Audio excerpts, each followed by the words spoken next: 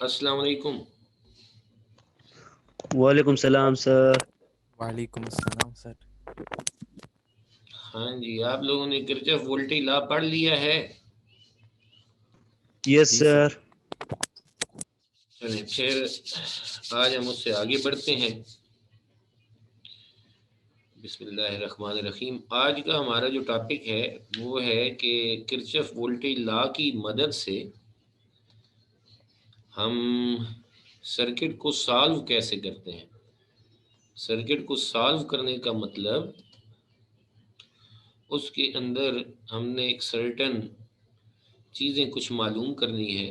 Current of the circuit मालूम करना है, करंट ऑफ द लूप मालूम करना है, current flowing through the resistances वो हमने मालूम करने हैं। तो ये सारा कैसे मालूम करना है ये आज हमने सीखना है। प्रोसीजर ऑफ किरचॉफ्स लॉज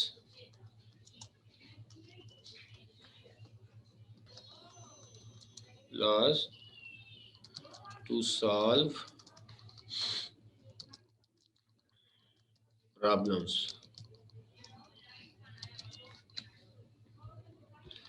ये हमारा आज का टॉपिक है। उसके लिए हमें समझने के लिए डायरेक्ट ही हम पहले एक सर्किट बनाते हैं जो आपकी बुक में दिया हुआ है। फिर उसकी मदद से हम इसको अप्लाई करते चले जाएंगे और समझते चले जाएंगे। ठीक है, पहले जो है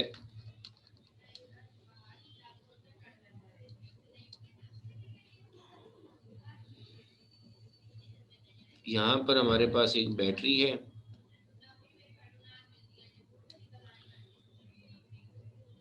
यहाँ पर बैटरी के बाद यहाँ पर हमारे पास एक रेजिस्टेंस है।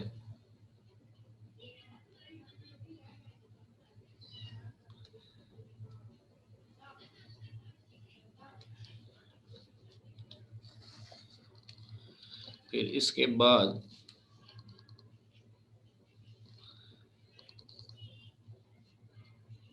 यहाँ पर हमारे पास फिर एक आगे बैटरी आ रही है, एक रेजिस्टेंस है आपकी बुक में,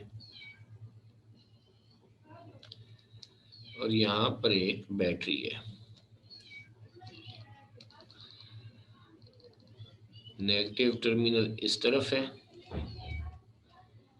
और पॉजिटिव टर्मिनल बड़े वाला हमारे पास इस तरफ है। सबसे पहले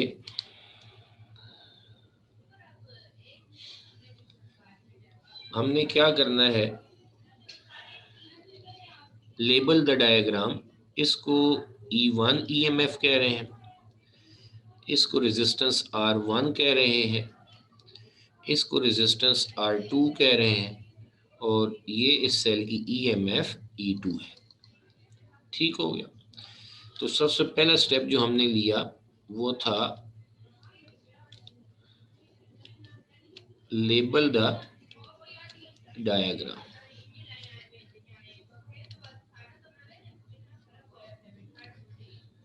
या लेबल द क्या कहेंगे हम, कंपोनेंट्स ऑफ द डायग्राम। दूसरा step, identify the loops.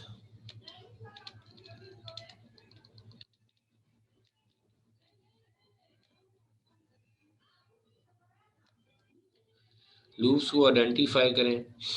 Loops को आइडेंटिफाई करने के लिए हम यहाँ पर इनके कुछ नाम रख देते हैं। अब ज़रा समझना भाई सारे, लूप ए,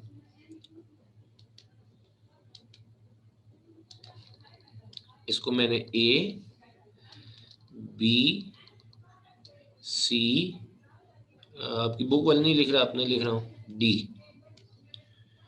तो ये A B C D A, ये एक लूप हो गया। दूसरा C D E F C, C D F C, ये हमारे पास दूसरा लूप होगा। एक लूप इस साइड पर आ गया, एक लूप इस साइड पर आ गया। तो identify the loops, loops identify कर लिए। फिर तीसरे स्टेप में हम क्या करते हैं,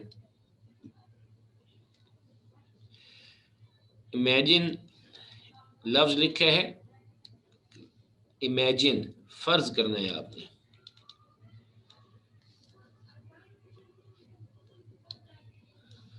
imagine the current in each loop. हर लूप के अंदर करंट को आपने अपनी तरफ से इमेजिन करना है। सॉरी, अब मसलन मैं कैसे इमेजिन करता हूं कि पहली इस लूप में मैं अपनी मर्जी से करंट की डायरेक्शन फर्ज करने ये ले लेता हूं। ये पहली लूप का करंट है जो ऐसे जा रहा है, ए से बी, बी से सी, सी से डी, डी से। अब हमें नहीं पता कि एक्चुअली इसमें करंट ऐसी फ्लो करेगा, हम अपनी तरफ से इमेजिन कर रहे हैं I1। ठीक है, अब मैं आपको आगे सजेस्ट कर रहा हूं कि पहली लूप में आपने अपनी तरफ से इमेजिन किया है एंटी क्लॉकवाइज, तो आगे भी आप इसी डायरेक्शन में तमाम लूप्स हो, ये तो सिर्फ 2 लूप्स है ना, अगर 2 से ज़्यादा भी हों तो तब भी आपने क्या करना है, करंट की डायरेक्शन एक ही लेनी है। ठीक है, तो ये एंटी क्लॉकवाइज लिए है, तो इससे आगे भी आप क्या करें, एंटी क्लॉकवाइज ही लें। तो ये आपने imagine the current in each loop, और आगे मैं अपनी तरफ से लिख देता हूं in same sense. Same sense से मुराद है आइदर क्लॉकवाइज और एंटी क्लॉकवाइज, एक ही डायरेक्शन में सारों को लें। पहले में आप ये अपनी मर्जी चला लें कि पहले में आपने एंटी क्लॉकवाइज लिया है, तो उसके बाद जितने भी लूप्स हों उन सारों में आप क्या लें, एंटी क्लॉकवाइज ही लें, उससे आपको आसानी हो जाती है। अच्छा, अब ये आपने इमेजिन कर दिया। फिर नंबर 4 पॉइंट क्या होगा, जो हमारा आखिरी स्टेप होगा, अप्लाई, सेकंड लास्ट स्टेप क्या देते हैं, apply Kirchhoff's voltage law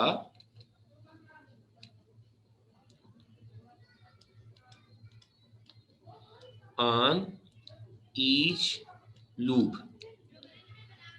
voltage law KVL आप अप्लाई करेंगे, जिससे क्या आ जाएगा, उसके एक इक्वेशन बन जाएगी हर लूप की। वोल्टेज भी उसमें होगा, EMF भी उसमें हो सकती है, करंट भी होगा, रेजिस्टेंसेस भी होंगी, जिससे आगे पास एक इक्वेशन डेवलप हो जाएगी। जब इक्वेशन डेवलप हो जाएगी तो लास्ट स्टेप ये होगा, solve obtained equations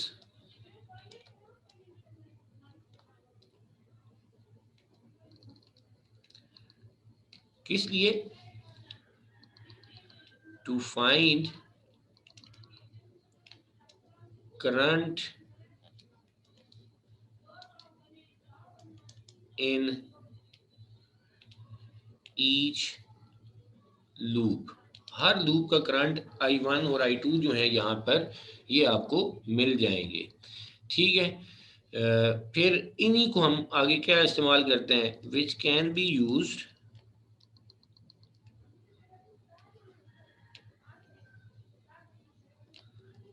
to find current in each resistance.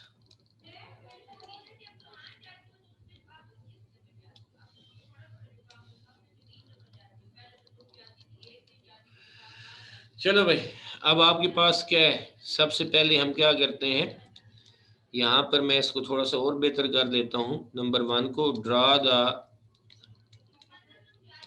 Circuit diagram and label it. पहला स्टेप आपका ये होगा कि सर्किट डायग्राम बनाएं और उसे लेबल करें। दूसरा स्टेप ये होगा आइडेंटिफाई द लूप्स। जैसे यहाँ पर हमने आइडेंटिफाई किए कि सर्किट के अंदर 2 लूप्स हैं, एक है A B C D A, दूसरा है CDEFC, ये हमारे पास आ गए। फिर नंबर 3, कि हर लूप में आपने करंट इमेजिन करना है, ये सबसे अहम है।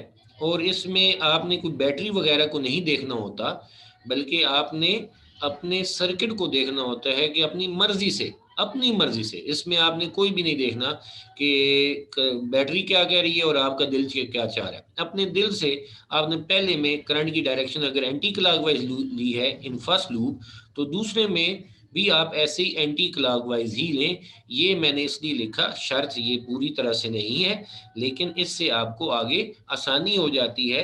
कभी ये नहीं देखना पड़ता कि यहाँ से करंट किधर से आ रहा है, इधर से किधर से आ रहा है। एक ही डायरेक्शन होगी तो आपको इमेजिन करना, उससे सॉल्व करना थोड़ा सा आसान होता है। It is just for ease.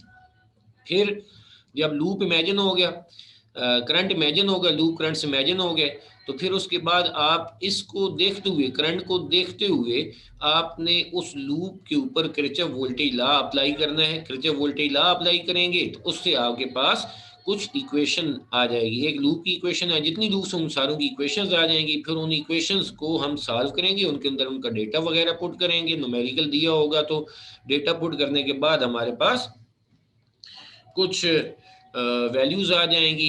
किसकी आ जाएंगी? ये जो अननोन करंट्स आपने इमेजिन किए हैं इनकी वैल्यू आपके सामने आ जाएगी। फिर इसकी मदद से फिर आप क्या करेंगे, हर रेजिस्टेंस में, जैसे यहाँ पर R1 और R2 है, इस सर्किट की रेजिस्टेंसेस आप उनको सॉल्व कर सकेंगे। ठीक हो गया जी। ये हमारे पास बेसिक स्टेप थे। अब हमने इन स्टेप्स को अप्लाई करना है। ठीक हो गया। ज़रा अगले पेज पे जाते हैं और आप इसको अप्लाई करते हैं। दोबारा ज़रा प्रैक्टिस भी हो जाएगी। पहली क्या हो जाएगी कि हमारे पास सबसे पहले डायग्राम बनाए सर्किट की। तो मैं पुराने वाली डायग्राम बनाता हूँ। सबसे पहले ये बैटरी का पॉजिटिव टर्मिनल आ गया, ये बैटरी का नेगेटिव टर्मिनल आ गया।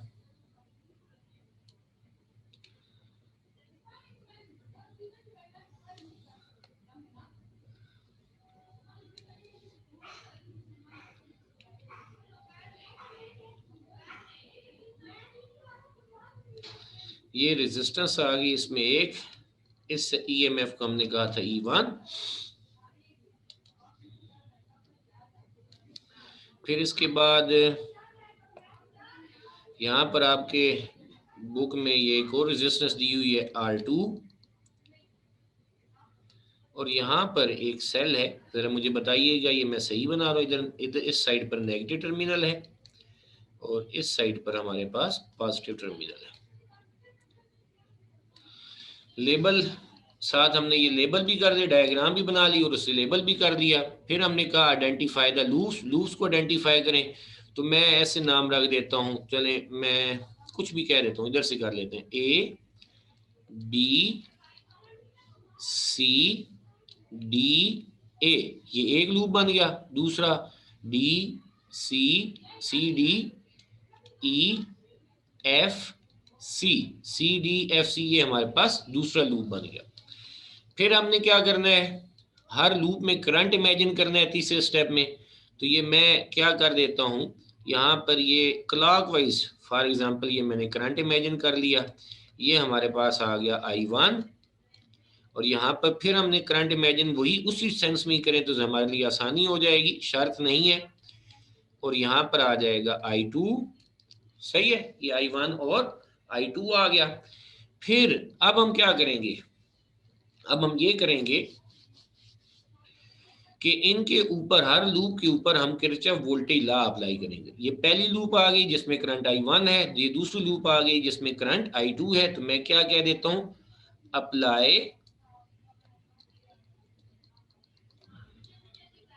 किरचॉफ्स, शॉर्ट ही लिखते हैं, अप्लाई किरचॉफ वोल्टेज लॉ सबसे पहले ऑन फर्स्ट लूप, पहली लूप के ऊपर हम इमेजिन करते हैं जी। वो हम कैसे करेंगे, जरा देखो, बहुत गौर से देखो, इधर आ जाओ भाई जल्दी से। किरचॉफ वोल्टेज लॉ हमें क्या कहता है, वो ये कहता है कि sum of EMF and voltages जितने भी हैं in the loop, in the close loop of the circuit, उन सारों का जो हो सम है वो किसके बराबर होना है? 0 के बराबर होना है।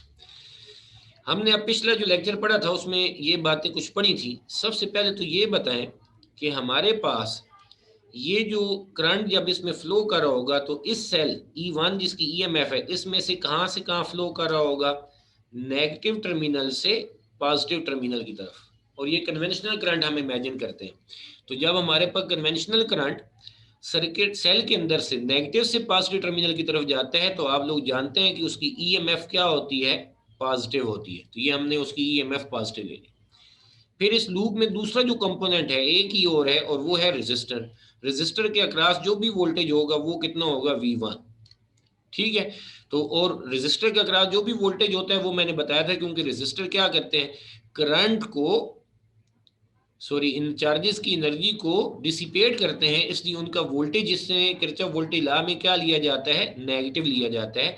तो यहाँ पर EMF हमारे पास पॉजिटिव आ जाएगी E1, लेकिन जो वोल्टेज है जो इस रेजिस्टर R1 के क्रॉस इस्तेमाल होगा उसको मैं क्या लिख देता हूँ? -V1। और इन सारों का, इन दोनों का जो सम है वो कितना आ जाएगा? 0 आ जाएगा। ठीक है।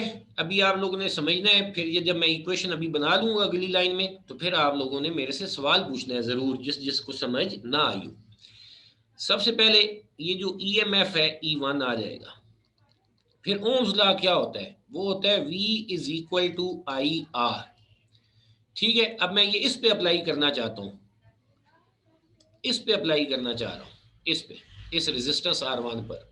तो R1 पर जब मैं अप्लाई करना चाह रहा हूं तो बड़े गौर से देखें कि इसके वोल्टेज को मैं रिप्रेजेंट करूंगा V1 से, रेजिस्टेंस होगी R1, और करंट क्या होगा?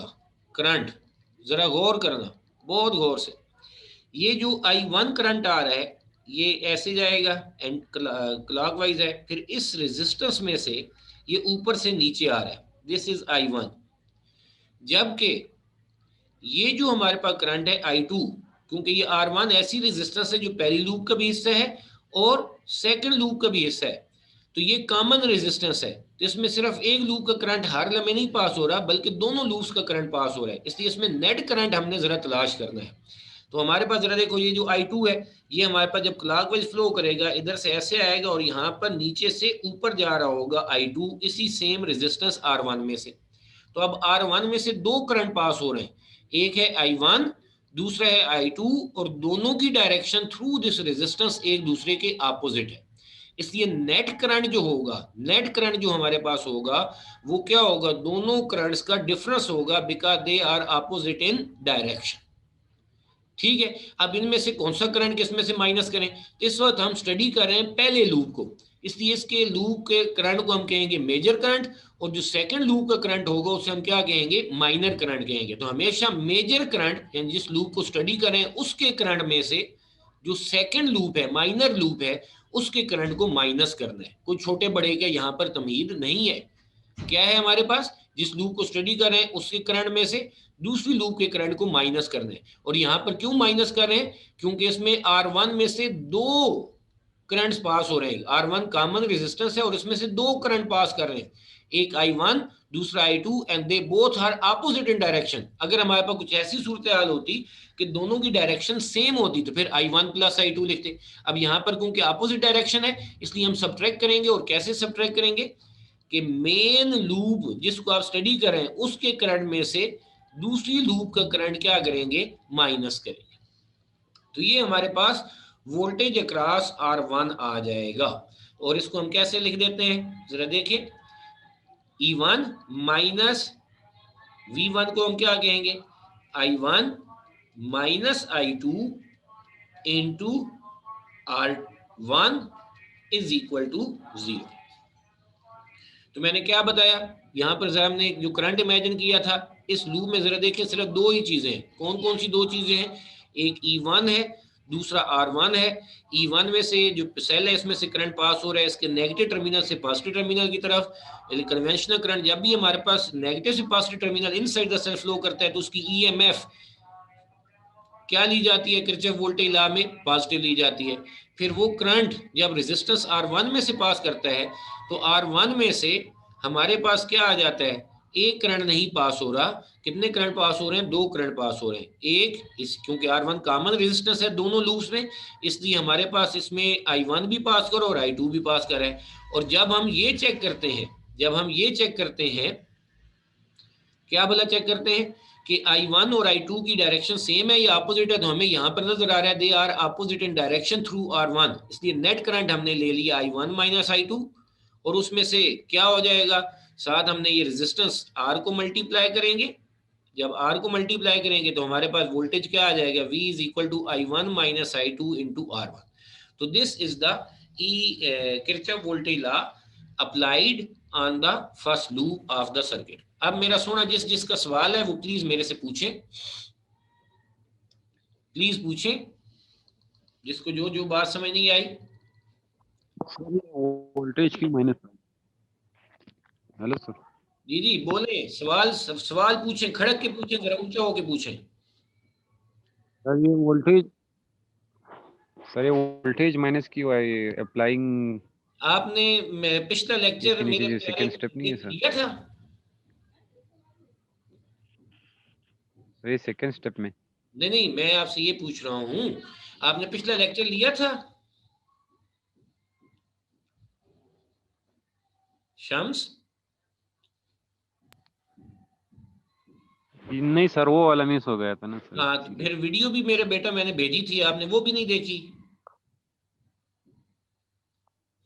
सर वो देखूंगा। नहीं, वो लाजमी देखें, क्योंकि उससे आप लोगों को क्लियर होगा। अभी मैं आपको बता रहा हूं, लेकिन उसको देख के आप लोगों को ज्यादा समझ आएगी, और जरूर देखनी है, ठीक है, ताकि ये कंफ्यूजन न रहे। हाँ, जो मैंने इन सारे स्टूडेंट्स को ये बताया था कि कोई भी रेजिस्टर और resistor is like a bulb, तो जब चार्जेस उसमें फ्लो करके जाएंगे, चार्ज ने सेल से हो सकता है क्या गेन की हो, एनर्जी गेन की हो। जब वो चार्ज रेजिस्टर लाइक बल्ब है, हीटर है, पंख है, उसमें जाएगा तो वो अपनी एनर्जी को क्या करते हैं, डिसिपेट करते हैं। इसलिए रेजिस्टर के अक्रॉस जो एनर्जी के कम होने की वजह से, डिसिपेशन ऑफ एनर्जी की वजह से, हम क्या लेते हैं, उसके वोल्टेज को किरचॉफ वोल्टेज लॉ में नेगेटिव लेते हैं। क्योंकि वोल्टेज भी क्या होता है, energy use by the charge, use by the unit charge. तो एनर्जी में क्योंकि कमी आ रही होती है इलेक्ट्रिक एनर्जी में, इसलिए हम वो क्या लिख देते हैं, नेगेटिव लिख देते हैं। ठीक है, बात समझ आई? Yes yes sir. ठीक है। और जो सेल होता है उसमें याद रखना, जो कन्वेंशनल करंट है, जब किसी सेल के अंदर से कहां फ्लो करता है, नेगेटिव टर्मिनल से पॉजिटिव टर्मिनल की तरफ, तो उसकी ईएमएफ पॉजिटिव ली जाती है। और अगर सेल के अंदर से कन्वेंशनल करंट, और ये हम इमेजिन ही कर रहे होते हैं लूप करंट, कन्वेंशनल करंट, वो सेल के अंदर से पॉजिटिव से नेगेटिव जा रहा हो, तो फिर उसकी ईएमएफ नेगेटिव ली जाती है, क्योंकि चार्ज पॉजिटिव से negative inside the cell move करते हैं। पॉजिटिव चार्ज सेल के अंदर से पॉजिटिव से नेगेटिव मूव करते हो, एनर्जी गेन नहीं करता, इस वजह से उसकी ईएमएफ नेगेटिव ली जाती है। और जब वो सेल के अंदर से पॉजिटिव चार्ज नेगेटिव से पॉजिटिव जाता है, तो फिर वो पोटेंशियल एनर्जी गेन करता है, इसलिए उसकी ईएमएफ पॉजिटिव ली जाती है। ठीक हो गया? किसी का और कोई सवाल मेरे प्यारों? क्लियर है सर। सर ये हम पूछें। सर हम I1 से I2 क्यों माइनस करते हैं? I2 से भी तो I1 माइनस कर सकते हैं ना? हाँ, ये कर सकते हैं, लेकिन जब हम सेकंड लूप को स्टडी कर रहे होंगे तो अभी देखें वो हो जाएगा, जो अभी आपको नजर आएगा। क्यों लेते हैं वो मैंने अभी आपको बताया है कि जिस लूप को हम स्टडी कर रहे हैं तो वो हमारी मेजर लूप है, ठीक है, क्योंकि हमने उसके रिजल्ट्स को फोकस करना है। और दूसरी लूप का करंट क्या कहलाता है, माइनर करंट कहलाता है, तो मेजर में से माइनर को हमने माइनस करना है। ठीक हो गया? अब ये मैथ के लिए हमने ये इसकी साइन कन्वेंशन ली हुई है। जी बिलाल, आपका क्या सवाल था?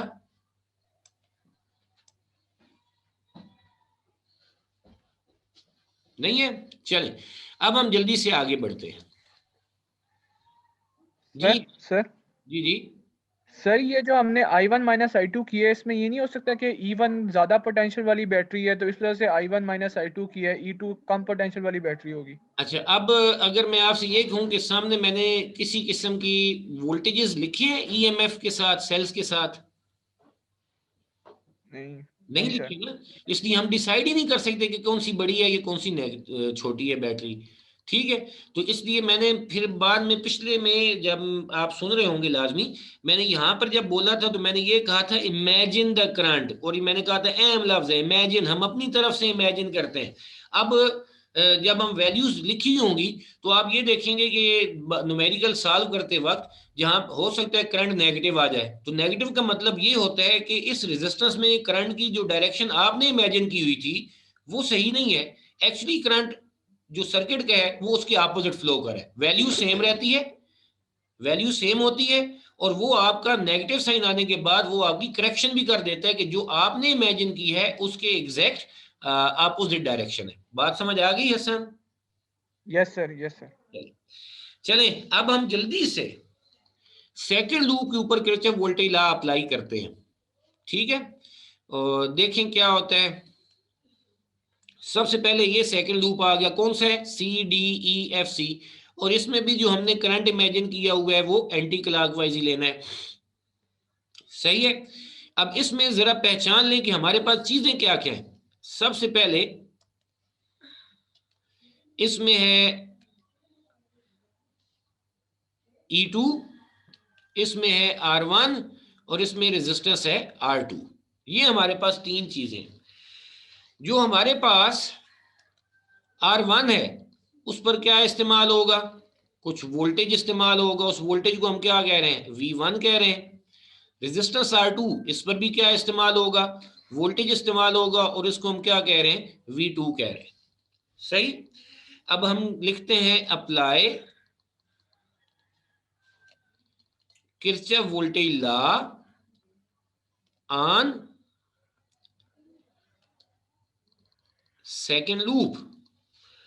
सेकेंड लूप पर अब हम किरचॉफ वोल्टेज लॉ अप्लाई करेंगे। सेकेंड लूप पर किरचॉफ वोल्टेज लॉ अप्लाई किया, क्या करेंगे? वो क्या है कि sum of EMFs and voltages in the circuit in the close loop of the circuit is equal to 0।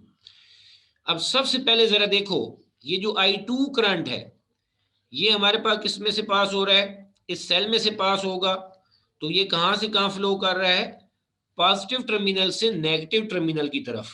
तो कन्वेंशनल करंट जो पॉजिटिव चार्जेस वो हमारे पास एनर्जी गेन नहीं करेंगे बल्कि एनर्जी लॉस करेंगे, तो इस उनकी इलेक्ट्रिक एनर्जी में कमी आएगी, इसलिए इसकी EMF क्या ली जाती है? नेगेटिव ली जाती है। अब ये साइन कन्वेंशन है, ठीक है? ज्यादा बहस की बजाय हम इतना ही याद रखें कि कन्वेंशनल चार्जेस जब हम करंट की डायरेक्शन ले रहे हैं सेल के अंदर से, इनसाइड द सेल, वो पॉजिटिव से नेगेटिव की तरफ होगी, तो EMF क्या ली जाएगी? नेगेटिव ली जाएगी। फिर इसके बाद ये रेजिस्टेंस आ जाती है R1। R1 के अक्रॉस जो होगा वो क्या होगा? वोल्टेज होगा, और वोल्टेज अक्रॉस द रेजिस्टर हमेशा क्या ली जाती है? नेगेटिव। फिर R2 है, R2 जो रेजिस्टेंस है ये भी एक रेजिस्टेंस है, इसके अक्रॉस जो वोल्टेज होगा वो क्या लिया जाएगा? नेगेटिव। ये -V2 इज इक्वल टू 0। देखो मेरा सोना, यहां पर EMF है E2, तो EMF तो आ गई हमारे पास नेगेटिव -E2। V1 अगेन, अब बड़े गौर से समझना भाई, R1 ये रेजिस्टेंस है, इसके अक्रॉस हमने वोल्टेज लेना है। R1 रेजिस्टेंस के अक्रॉस हमने वोल्टेज लेना है। तो R1 कॉमन रेजिस्टेंस है दोनों रेजिस्टेंसेस की, जिसका वोल्टेज अगर मैं लिखूंगा ओम्स लॉ के मुताबिक, that is equal to V is equal to IR। Resistance है R1, वोल्टेज है V1, करंट कौन सा है? अब इसमें एक करंट नहीं है, एक है I1, दूसरा है I2, तो यहां पर नेट करंट आएगा। नेट करंट क्या है उसको जरा पहले चेक करना होगा। ये जो दो करंट उसमें से पास हो रहे हैं वो सेम डायरेक्शन में या अपोजिट है। तो हमें ये डिस्कस हमने किया है कि इसमें करंट D से C की तरफ आ रहा है, ऊपर से नीचे आ रहा है, और R1 में से जो करंट है वो हमारे पास, सॉरी, जो I2 करंट है वो नीचे से ऊपर जा रहा है। दोनों करंट की डायरेक्शन अपोजिट है। इस वक्त हम स्टडी कर रहे हैं सेकेंड लूप को, तो इसलिए हम क्या करेंगे? सेकेंड लूप को मेजर लूप कहेंगे और उसके करंट को मेजर करंट, और उसमें से फर्स्ट लूप का जो करंट है I1 उसे हम माइनर करंट कहेंगे। तो मेजर करंट में से माइनर करंट को हमने माइनस करना है। तो ये हमारे पास नेट करंट इस वक्त आ जाएगा I2 minus I1 into R1। This is the voltage across the resistance R1। तो अब हमारे पास नेट, यहां पर मैं ऊपर लिखता हूं वोल्टेज, वो आ जाएगा I2 minus I1 into R1। ठीक हो गया जी। अब आगे जाते हैं हम किसकी तरफ? दूसरी लूप की तरफ जाते हैं, सॉरी, दूसरी रेजिस्टेंस की तरफ जाते हैं। दूसरी जो हमारे पास रेजिस्टेंस है वो क्या है? वो है R2। R2 एक ऐसी रेजिस्टेंस है जिसका ताल्लुक सिर्फ किससे है, सेकंड लूप से है, वो पहली लूप के साथ कॉमन नहीं है। तो ये हमारे पास I2 जो करंट पास हो रहा था E2 में से पास हो रहा था R1 में से, लेकिन वो कॉमन थी, उसमें I1 भी पास हो रहा था। लेकिन ये जब करंट इधर से आ रहा है और R2 में से पास करेगा तो एक ही करंट पास करेगा। कौन सा करंट पास करेगा? I2 करंट पास करेगा। तो इस वजह से हमारे पास यहाँ पर जो याद रखने वाली बात है कि इसका अब वोल्टेज क्या होगा, वही V = IR, रेजिस्टेंस है R2, वोल्टेज है V2 और करंट इसमें कौन सा पास हो रहा है, I2। तो ये हम लिखेंगे -I2 R2, ठीक है। और इन सारों का सम किसके बराबर आ जाएगा, दैट इज इक्वल टू 0। जी मेरा सोना, समझ आ गई सबको? वोल्टेज इक्वेशन समझ आई है? किसी का सवाल है तो प्लीज पूछें। जी प्लीज पूछें, किसी का सवाल? सर ये समझ में नहीं आई दूसरी वाली। कौन सी बात? सर इस अहमद अयूब आप बताएं। सर ये इक्वेशन Second समझ नहीं आई loop सर, ये समझ में नहीं आई। बोलो सर। चलो मैं दोबारा बता देता हूँ, शुरू से पढ़ लेते हैं इस बात को। अब आपने इधर मैं इस तरह से करता हूं, एक दफा यहां पर बना देता हूं सर्किट, पॉजिटिव नेगेटिव, ये E2, यहां पर रेजिस्टेंस है R1 सॉरी R2, और इधर हमारे पास है एक कॉमन रेजिस्टेंस है, याद है ना, ये वाली कॉमन रेजिस्टेंस है, ये सही, ये R1 में से आपको ये तो अब क्लियर है ना कि इसमें एक करंट पहली लूप वाला भी पास, क्योंकि ये दोनों रेजिस्टेंसेस में दोनों साइड पर कॉमन है R1। इस साइड पर जरा देखें लेफ्ट वाली डायग्राम को, तो दोनों लूप्स में कॉमन है, तो इसमें दो करंट पास हो रहे हैं, एक I1 और दूसरा ये जो हमने करंट इमेजिन किया है सेकंड लूप का I2, ये भी तो पास हो रहा है इसमें से, और इसकी जो डायरेक्शन है वो ऐसे है, इधर से अगर हम ऐसे लें ऐसे आ रहा है और फिर नीचे से ऊपर जा रहा है I2, सही है। फिर ये करंट I2 इधर आ रहा है, यहां पर आ रहा है, और इस R2 में से करंट सिर्फ एक ही पास हो रहा है, R2 पास हो रहा है। जी यहां तक अहमद अयूब और इजहार आपको बात समझ आई, ये जो अभी मैंने नया सर्किट बनाया है? यस सर, यस सर, इस तरह। चले बस फिर मसला हमारा हल हो गया। जरा देखो मैं इसको मिटा देता हूं, देखिए इसके अक्रॉस इसमें एक चीज है E2, दूसरा है R1, इसके अक्रॉस हमारे पास वोल्टेज होना है V1, V = I, और करंट भी पास है, रेजिस्टेंस भी है। प्लीज बाकी सारे जल्दी से अटेंडेंस लगा लें, क्योंकि हमारे पास सिर्फ 1 मिनट रह गया। प्लीज जल्दी से अटेंडेंस लगा लें, 44 स्टूडेंट्स। इसके अक्रॉस वोल्टेज R1 के अक्रॉस आ गया V1, फिर R2 के अक्रॉस वोल्टेज होगा वो होगा हमारे पास V2, और रेजिस्टर के अक्रॉस वोल्टेज हमेशा क्या लेना है, नेगेटिव ही लेना है, ठीक है। अब अगली बात, इस E2 में से करंट कहां से कहां फ्लो कर रहा है, ये मेरे ख्याल में मैंने छोटी सी ये गलती मेरे ख्याल में कर दी है। वो क्या की है कि यहाँ पर ये जो सेल था, जरा पुरानी वाली डायग्राम जरा देखें क्या है, हाँ गलती थी। वो क्या था कि इस तरफ हमारे पास नेगेटिव टर्मिनल है और इधर है हमारे पास पॉजिटिव, ठीक है। तो अब जरा देखो E2 में से करंट कहां से कहां फ्लो कर रहा है, inside the cell, positive terminal से नेगेटिव टर्मिनल की तरफ, इसलिए इसकी EMF क्या ली जाती है, नेगेटिव ली जाती है। क्लियर होगी बात? अब -E2, अब सबसे पहले V1 जरा देखें, V1 R1 के अक्रॉस वोल्टेज होता है V = IR, R है R1, लेकिन R1 में से दो करंट पास हो रहे हैं, एक I1 दूसरा I2। इस वक्त हम स्टडी करें I2, तो जिस लूप को स्टडी कर रहे हैं उसके करंट में से दूसरी लूप का करंट जो उसमें से कॉमन पास हो रहा है उसको माइनस करना है। और क्यों माइनस करना है, because they are opposite in direction. ये बात क्लियर है अहमद और इजहार, जल्दी से बताओ। Yes sir, yes sir. जी सर। माइनस V2 इस R2 में से सिर्फ एक ही करंट पास हो रहा है, कौन सा, I2, तो इसके across voltage V = IR, resistance है हमारे पास R2, करंट है I2, ठीक है, और ये वोल्टेज आ गया V2, और इन सारों का सम किसके बराबर है, 0 के बराबर है। बताएं मेरा सोना, कोई और सवाल है जल्दी से? नो सर, सही है सर। हाँ, अब मेरा सोना, आप लोगों ने सब ने जो भी मैंने वीडियो शेयर की, ये बाद में देखनी है। जो मैं ऊपर वाली एक वीडियो का लिंक जो ऑलरेडी आपके साथ शेयर की हुई है वो आपको भेज रहा हूँ, वो जरूर देखें। फिर इस रिलेटेड हमने न्यूमेरिकल आगे करने हैं, ये हमें क्लियर होगा तो फिर हम आगे पढ़ सकेंगे। ठीक है, उम्मीद है आप लोगों को समझ आई होगी। किसी का सवाल हो तो प्लीज फिर मेरे से पूछिएगा। अभी 41 मिनट होने वाले हैं, अगर खत्म हो गया तो मुझे बता दें। जी, किसी का सवाल है तो प्लीज पूछ लें, अभी भी टाइम लगता है, उन्होंने दिया हुआ है हमें कुछ एक्स्ट्रा। सर ये जो R1 रेजिस्टेंस है, इसमें से I1 और I2 दोनों करंट एक ही वक्त में ऑपोजिट डायरेक्शन में पास करें, सर ये कैसे हो सकता है? हाँ, मतलब दोनों करंट, सर बताओ। ये जो R1 रेजिस्टेंस है, R1 रेजिस्टेंस है, इसमें से दो करंट ऑपोजिट। हाँ, इधर देखो, इधर देखो, ये इसको तो मैंने एक अलग डायग्राम बनाई है ना। ये देखो यहाँ पर क्या, ये दो लूप्स में कॉमन है Ahmad? R1 yes sir, I1 भी पास कर, I2 भी। हाँ, तो अब जरा ये बताओ कि इनका नेट करंट पास हो रहा होगा ना। बस ऊपर से 2 एम्पेयर है, ये हमारे पास 3 एम्पेयर है, तो नेट करंट कितना होगा? 1 एम्पेयर होगा सर भी। तो क्या यहाँ पर ऐसा नहीं अगर होगा? ऑपोजिट, बताओ, क्या यहाँ Yes, पर ऐसा होगा कि अब एक्चुअली यहाँ पर करंट कितना पास हो रहा होगा? 1 एम्पेयर ना। तो वही तो 1 हमने, एम्पेयर यस वही हमने लिखा है ना। यस।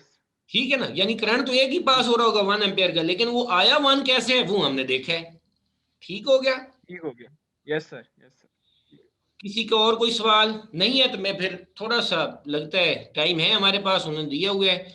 तो अब जरा बताओ कि अगर यही सर्किट हो और आपको मैंने बताया हो कि यहाँ पर 5 वोल्ट की बैटरी है, यहाँ पर हमारे पास 6 वोल्ट 10 वोल्ट की बैटरी है, यहाँ पर ये 1 ओम की रेजिस्टेंस है, ये हमारे पास 2 ओम की रेजिस्टेंस है। तो इन इक्वेशन में मैं पुट कर लेता हूँ, मसलन E2 हमारे पास आ गया -10 आ गया, I2 माइनस I1, R1 हमारे पास आ गया कितना, 2 ओम आ गया, I2 हमारे पास कितना आ गया मालूम करना है हमने, R2 हमारे पास क्या है, दैट इज इक्वल टू 1 ओम। तो अब जरा इस इक्वेशन को मैं सॉल्व करूँ, इसी तरीके से ये नीचे वाली इक्वेशन देखो, E2 की जगह पर क्या आ जाएगा, 5 आ जाएगा, minus I1 minus I2 into R1, R1 हमारे पास कितना है, 2 है। तो अब बताओ इस इक्वेशन, इन दोनों इक्वेशन से हमारे पास I1 और I2 की दो इक्वेशन मजीद बन जाएंगी कि नहीं बन जाएगी? यानी कुछ हमारे पास रेजिस्टेंसेस खत्म होगी, EMF भी खत्म होगी, उनकी वैल्यूज आ गई, तो यहाँ से हमारे पास एक इक्वेशन बन जाएगी। मसलन ये -10 इधर आ गया, +10 हो जाएगा। ये हमारे पास -2, इसको अंदर मल्टीप्लाई करूं तो ये आ जाएगा -2I2 minus minus plus 2I1, ये क्या है -I2।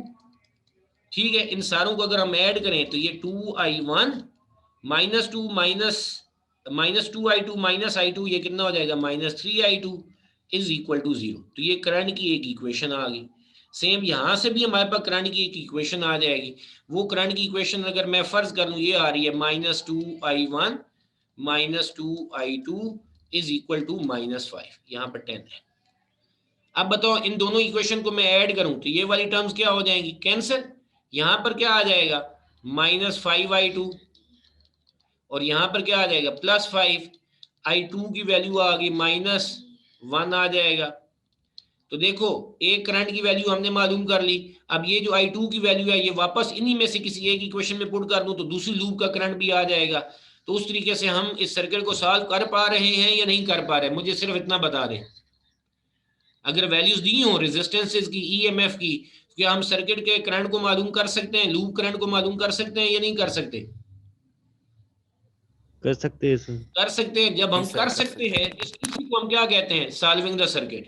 तो हमने एक प्रोसीजर अडॉप्ट किया और सर्किट के करंट को इमेजिन किया। एक आखिरी जुमला मैं बोल दूं, फिर इस अहमद की भी अपनी क्लास है यहाँ पर जूम पर अपने स्कूल की। तो ये जरा देखें I2 किसके बराबर आ रहा है, I2 आ रहा है -1 एम्पेयर। इसका मतलब है यहाँ पर जो करंट की डायरेक्शन हमने इमेजिन की हुई है क्लॉकवाइज, एक्चुअली वो क्लॉकवाइज नहीं है, वो हमारे पास क्या